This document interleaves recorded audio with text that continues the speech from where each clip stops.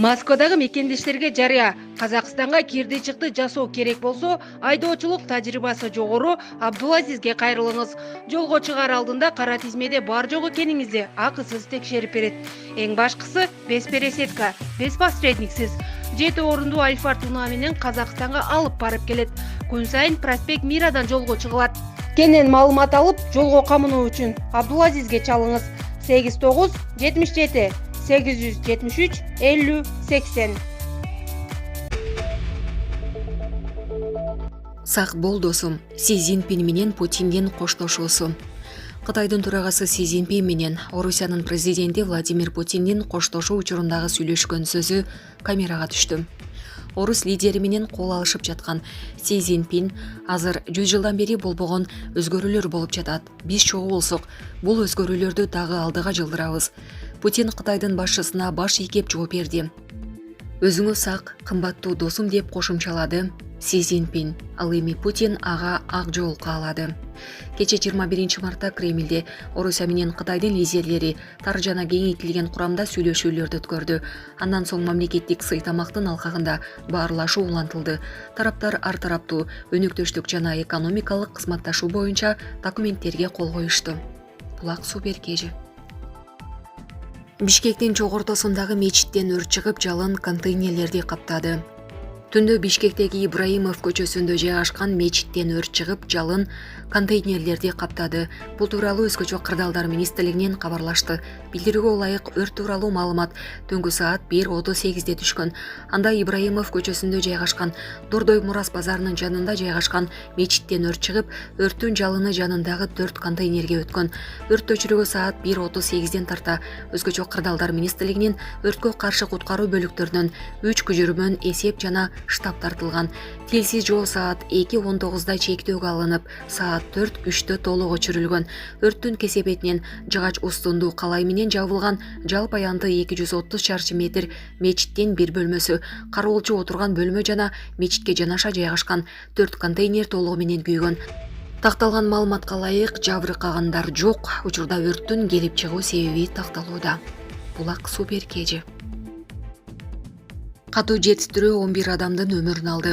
Афганстандын түндүк чыгышында жана Пакистандын бир катар ири шаарларында болгон катуу жер титирөөдөн кеминде 11 адам каза болгонун CNN билдирди. Табигый кырсыктарды башкаруу министрлигинин басма сөз катчысы Шафиулла Рахиминин айтымында, Афганстандын түндүк чыгышындагы Лагман провинциясында кеминде 2 адам каза болуп, 8 киши жарадар болуп, 20дай үй кыйрады.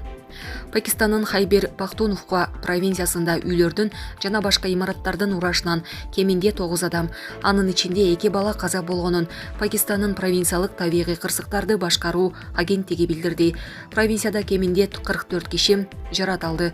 Буга чейин табигый кырсыктан Пакистанда 2 киши каза болгону кабарланган.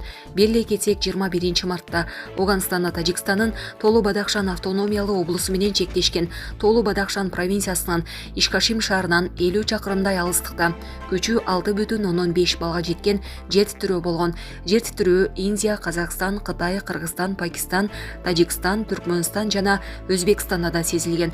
Ал эми Өзгөчө кырдаалдар министрлигинин басма сөз кызматы Кыргызстандын аймагында күчү 3 балга жеткен жер титирөө катталганын билдирди.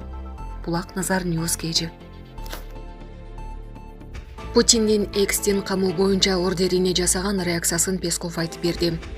Кремль эл аралык кылмыш сотунун РФ лидери Владимир Путинди камоо боюнча ордер берген чечимине эч нерсе болбогондой эле мамиле жасап, анын жүрөккө жакын кабыл алган жок.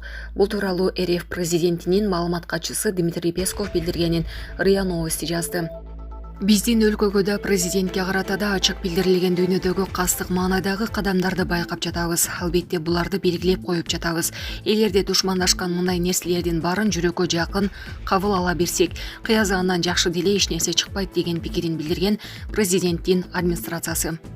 Маалымат катчы президент кадимки калыбында иштеп жаткандыгын кошумчалады. Андыктан муну эч нерсе болбогондой эле кабыл алабыз, баарынды каттык менен каттап белгилейбиз, өз ишибизди жасай беребиз. Башкысы президент өзүнүн ишин кадимки калыбында улантууда деген Песков. Эске салсак, 2023-жылдын 17 мартында 2 эл аралык кылмыш сотунун сотко чейинки палатасы Украинадагы абалга байланыштуу 2 адамды РФ лидери Владимир Путин менен балдар акыйкатчысы Мария Львова-Белованы камакка алууга ордер берген. Чечим 2022-жылдын 24-февралдан бери Украинадан балдардын мыйзамсыз чыгарылып кетишине байланыштуу экени айтылган болчу. Федерация кеңештин Конституциялык комитетинин башчысы Андрей Клишас бул ордердин юридикалык эч кандай укуктук негизи жоктугун айткан. Кызыл чеке болгон талаштын кесепетинен соң Экс өзүн өзү жоюу жолунда экендигин кошумчалаган. Кремль спикери администрация маселесинин өзүнүн мындай коюлушун чектен чыккандык жана кабыл алынууга болбой турган нерсе деп баалап жатканын белгилеп, Россия эл аралык кылмыш сотун жана анын юрисдикциясын тааныбай тургандыгын айтты.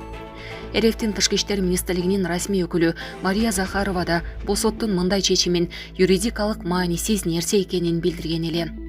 Россия Рим статусунун эл аралык кылмыш сотунун катышуучусу эмес жана ал боюнча эч кандай милдетти мойнуна алган эмес. Бул орган менен Россия кызматташпайт. Ал эми эл аралык соттун камакка алуу жөнүндөгү рецепттери биз үчүн юридикалык маанисиз нерсе бойдон кала берет деген Захарова. Буга чейин президенттин маалымат катчысы Дмитрий Песков Россия эл аралык кылмыш сотун жана анын юрисдикциясын тааныбай тургандыгын айткан. Аталган соттун юрисдикциясын Россиядан сырткары АКШнын өзү, Кытай, Индия, Израиль, Иран да тааныбайт. Булак Спутник кечи. Эрдоган Туркиянын президенттик шайлоосуна талапкерлигин койду. Туркиянын учурдагы президенти Режеп Тайип Эрдоган республикалык альянстан жалгыз талапкер катары шайлоого катышаары расмий жарыяланды. Тийиштүү арыз жогорку шайлоо кеңешине тапшырылганын РИА Новости жазды. Туркияда президенттик жана парламенттик шайлоо 14 майга белгиленген. Эрдогандын негизги атаңдашы оппозициялык партиянын лидери Кемал Кылычдароглу болууда. Туркиянын расмий гезитине жарыяланган шайлоонун календарына ылайык президенттикке талапкерлердин арызы 19 марттан 23-нө чейин кабыл алынат. Учурдагы парламентте жок партиялар талапкер көрсөтүү үчүн 22-ден 27 мартка чейин шайлоочулардын 100 000 колун чогултушу шарт. 31 мартта жогорку шайлоо кеңеши талапкерлердин акыркы тизмесин жарыялап, өгүт иштери башталат. Булак Спутник кечи.